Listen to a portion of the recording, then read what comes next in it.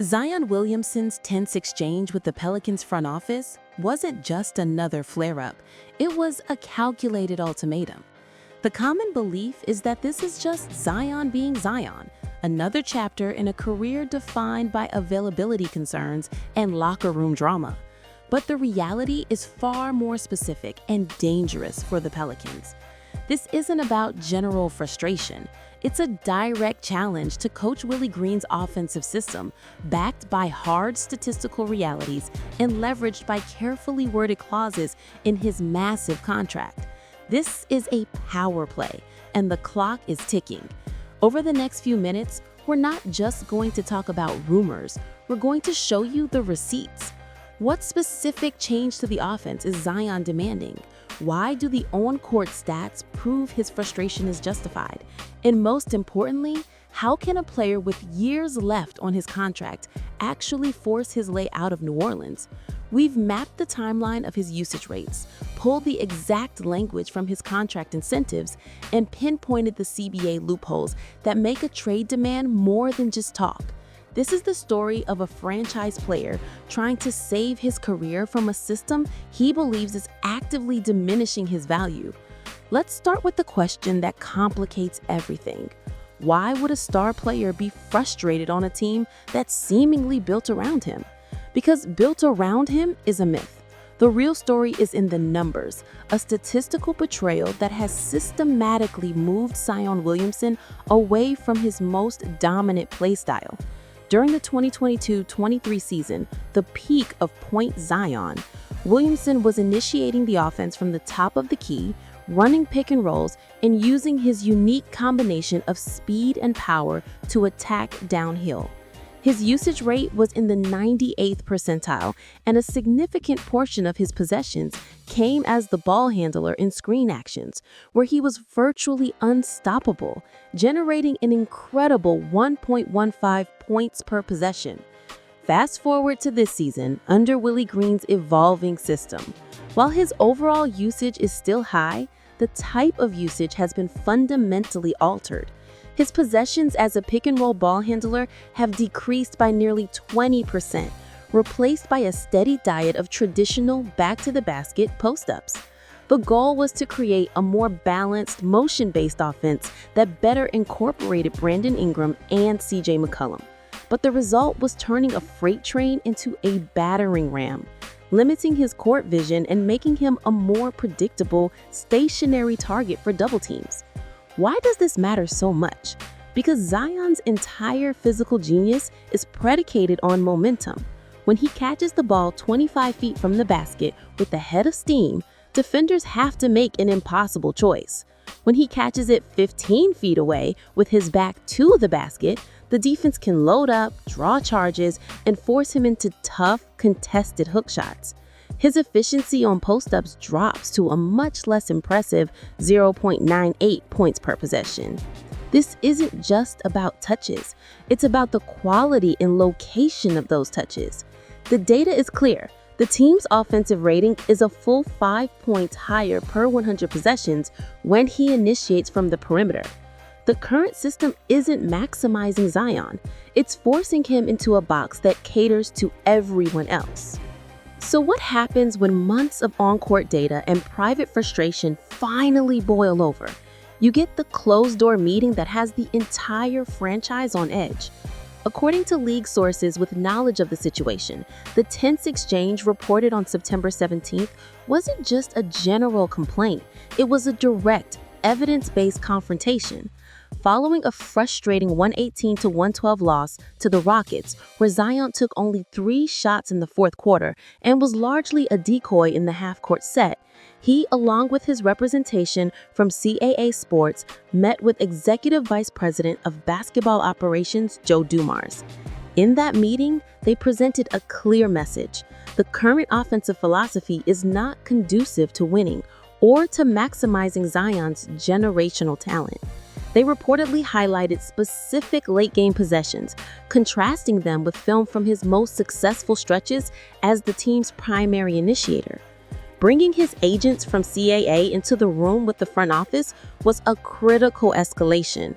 It turned a player-coach issue into a formal business dispute. This wasn't just an emotional outburst. It was a strategic move to put the front office on notice, shifting the burden of proof onto them. Dumars, a Hall of Fame player known for his no-nonsense demeanor, was put in a difficult position. In a press conference on September 23rd, he publicly stated he's had really good conversations with Zion and stressed accountability.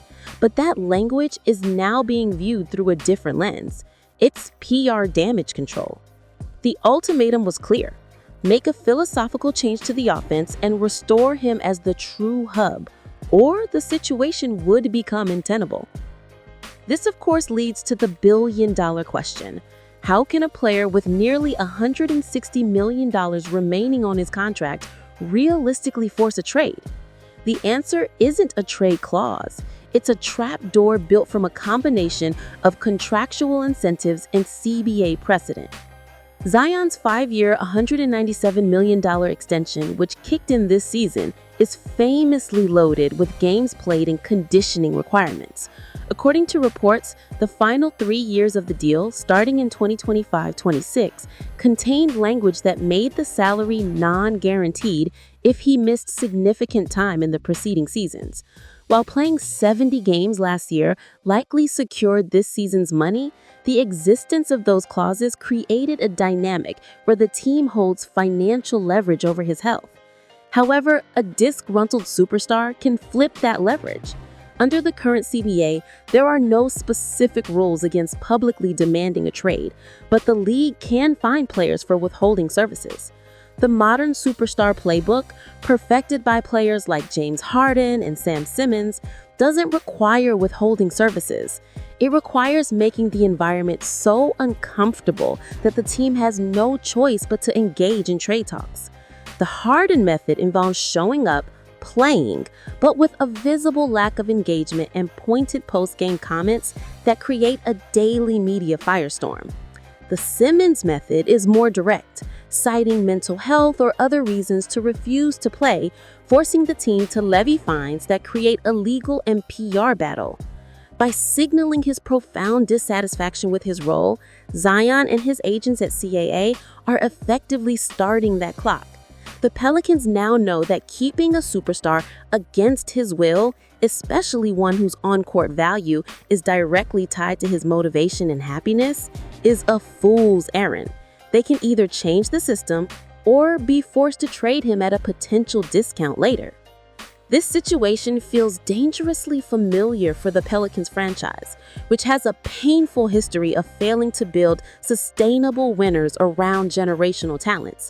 The Chris Paul era ended with a trade demand after years of roster mismanagement and the league taking ownership of the team. But the Anthony Davis saga is the more direct and damning precedent. After years of first-round exits and questionable roster construction around Davis, his agent Rich Paul went public with the trade demand in January 2019. This act completely detonated the Pelican season and their leverage. Davis was awkwardly on the roster for months, sometimes playing, sometimes sitting, creating a toxic cloud over the entire organization. When they finally traded him to the Lakers that summer, they received a great package, but everyone knew they were forced into the move. The failure wasn't just in the final trade. It was in the years leading up to it. The inability to evolve from acquiring a superstar to keeping one happy. Now under Dumars, the organization is facing the same crossroads.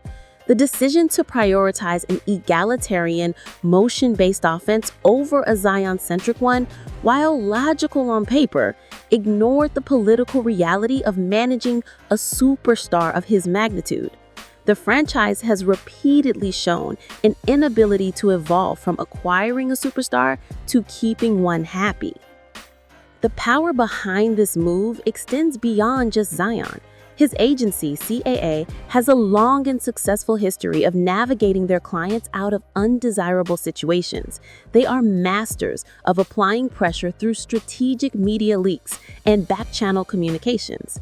They understand that a superstar's brand is an asset that needs to be protected, an asset that generates hundreds of millions of dollars in off-court income. Being relegated to a secondary role or a post-up bruiser isn't just frustrating for Zion, It actively diminishes his marketability, his future earnings, and his historical legacy. A dynamic, high-flying, point-forward Zion is the face of Jordan Brand and a global icon. A lumbering post player is just another big man. This isn't simply a player wanting the ball more. It's an agency protecting a 9-figure investment. They saw the statistical trend lines. They saw the offensive system marginalizing his greatest strengths. They saw the potential impact on his next shoe contract negotiation. The tense exchange was not the beginning of the conflict. It was the result of months of analysis and the first public move in a high-stakes chess match against a front office they likely view as repeating past mistakes.